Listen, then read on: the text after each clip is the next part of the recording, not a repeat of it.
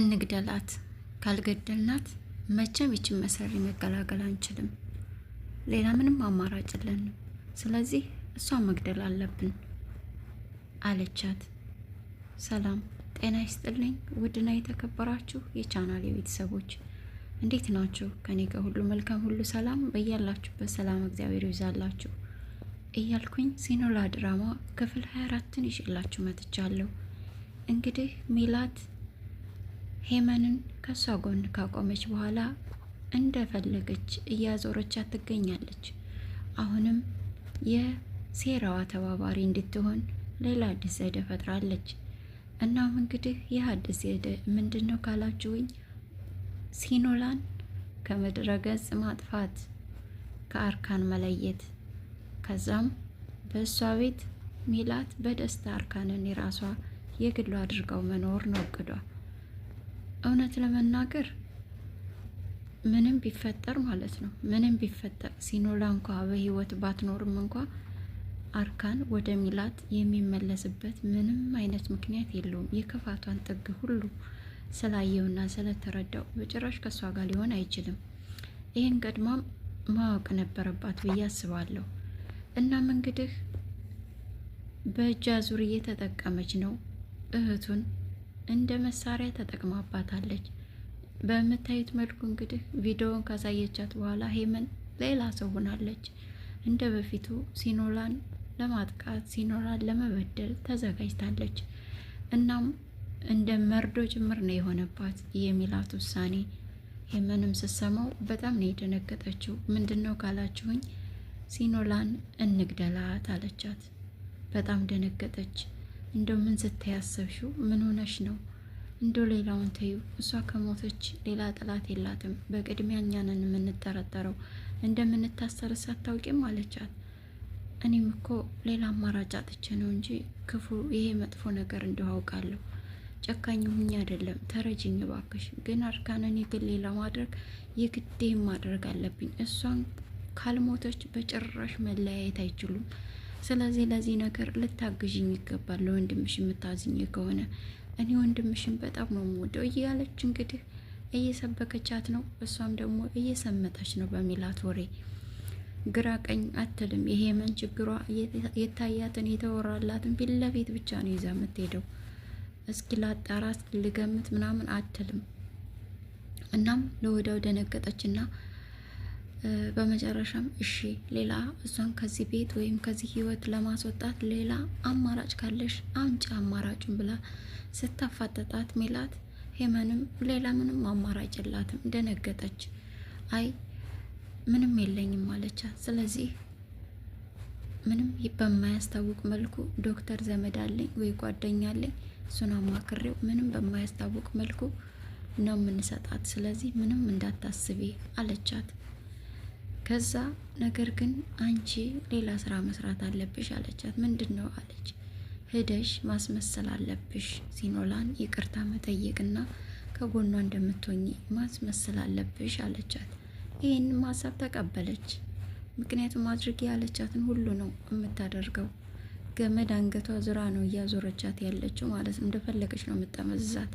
ሄመን ደግሞ ለዚህ ምቹ ነች። የተነገራትን ብቻ ይዛ የምትሄድ ስለሆነች ማለት ነው። እናም ውድ አድማጭ ተመልካቾቼ ሄመንም እንደተባለችው ወደ ሲኖላ ሄደች። ሲኖላም ኪችን ውስጥ እያጸዳች እቃ እያጠበች ነበር። ሄመን ይቅርታ ሲኖላ፣ ቅድም የረበሽኩሽ መሰለኝ፣ በጣም ይቅርታ።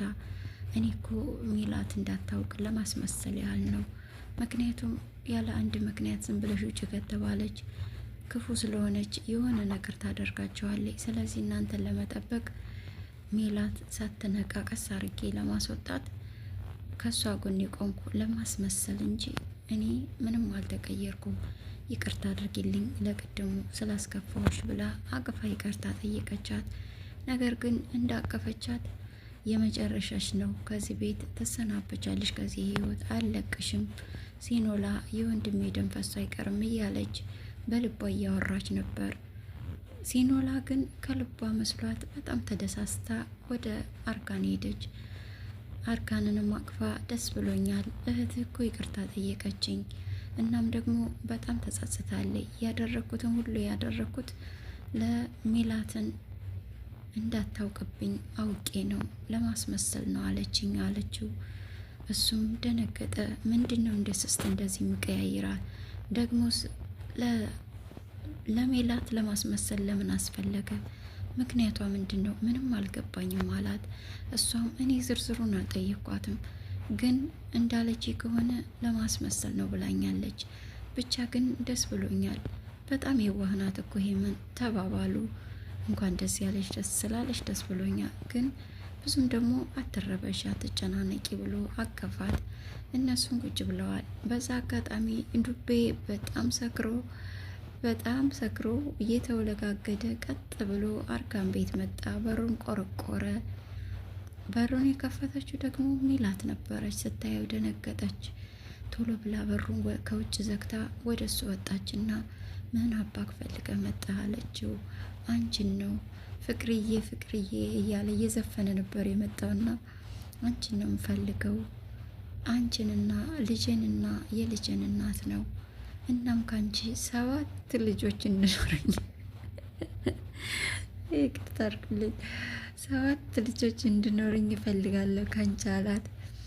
ለ7 ይቆራርጥ እያለች እየተናደደችበት ነበር። እናም ሌላ ምንም አማራጭ ስላልነበራት ሰክራል፣ ሂድ ቤትህ አንተ ሰካራም ሂድ አለችው። ብሰክርም ፍቅሬን ከመግለጽ አያግደኝም፣ አፈቅርሻለሁ እኮ ሚላት፣ ስለዚህ ነይ እንሂድ እያለ ሲጋተታት ነበርና ሂድ ማታ ቤት እመጣለሁ ብላ እቤት ያለ ሰው እንዳይሰማባት አባረረችው። እሱም እውነትሽን ነው ማታ ትመጫለሽ እያለ በተኮላተፈ ወሬና በተወላገደ አካሄድ እያወራ ሄደ ወደ ቤቱ። ሜላትም እንግዲህ እመጣለሁ ማታ አሁን ከስኬድልኝ ብላ አባረረችው። እናም ወደ ውስጥ ገባይ እየተናደደች እና ከዚህ በኋላ እንግዲህ አርካንና ሲኖላም በደስታ የራሳቸውን ጊዜ እያሳለፉ ነው። አሁን መድኃኒቱን ይዛ መታለች። ደስ ብሏታል። ይዤ መጥቻለሁ አለቻት። አሳየቻት እና እንዴት ነው የምናደርገው ስትል ሻይ ተወድ የለ ስለዚህ ሻይ እናፍላና በሻይ ውስጥ አርገን እንስጣት ተባባሉ። እናም ሻይ አፍልታ ሄምን አንዱ ለወንድሜ ፍቅረኛ ወይም ለወንድሜ የወደፊት ሚስቱ ለሷ ነው፣ አንዱ ደግሞ ለእኔ ብላ 2 ሻይ አፍልታ በሻይ ውስጥ አድርገው መርሱን ይዘውላት ሄዱ። እናም ሄምን እንድትጠጣው ጋበዘቻት። ሲኖላም ሳሎን ላይ ቁጭ ብላ ነበረ ሶፋ ላይ። እናም በደስታ የሄመንን ግብዣ ተቀብላ ሻይውን ለመጠጣት ተዘጋጅታለች። ውድ አድማጭ ተመልካቾቼ ለዛሬ በክፍል 23 የምናየው ሲኖላ ድራማ ይህንን ይመስላል። በሚቀጥለው ይዤላችሁ እስከምመጣ በያላችሁበት ሰላማችሁ ይብዛ። እንዲሁም ደግሞ ምን ሊሆን ይችላል? ሲኖላ ጠጥታው ትሞት ይሆን ወይንስ በህይወት ትተርፍ ይሆን? በሚቀጥለው ክፍለ ጊዜ የምናየው ይሆናል። አመሰግናለሁ እስካሁን አብራችሁ ስለቆያችሁ። ላይክ፣ ሼር፣ ሰብስክራይብ ማድረግ አይረሳ። ወደ ተመልካቾች እያበረታታችሁኝ እንዳለ አውቃለሁ። ለሱም ደግሞ ምስጋና ከልቤ ነው። አሁንም እዚህ ድረስ መጣችሁ በድንገት ድምፄን የሚሰሙ ደግሞ ሰብስክራይብ አድርጉ። እናንተን ምንም አይጎዳችሁም፣ እኔ እህታችሁን ግን በጣም ይጠቅመኛልና ሰብስክራይብ በማድረግ እንድታበረታቱኝ በድጋሚ ጠይቃችኋለሁ። በፍቅር ወዳችኋለሁኝ። ተወዳጁን ለሁሉ አዛኝ ለሁሉ ሩሩ የሆነውን ወንድማችን ማስተር አብነትን ሳላነሳ ባልፍ ቅር ይለኛልና እባካችሁ ሁላችሁም በየእምነታችሁ በጸሎት እንድናስበው በዱዓ እንድናስበው አደራላለሁ። እግዚአብሔር ካመጣበት የደዌ ህመም እንዲፈውሰው ምህረት እንዲሰጠው ለልጆቹ እንዲቆይላቸው እንዲሁም ለተቸገሩ ለሚረዳቸው ሁሉ እንዲቆይላቸው እድሜና ጤናውን መልሶ እንዲሰጠው ምኞታችን ነውና እግዚአብሔር ምህረቱን ይስጥን እንላለን። አመሰግናለሁ።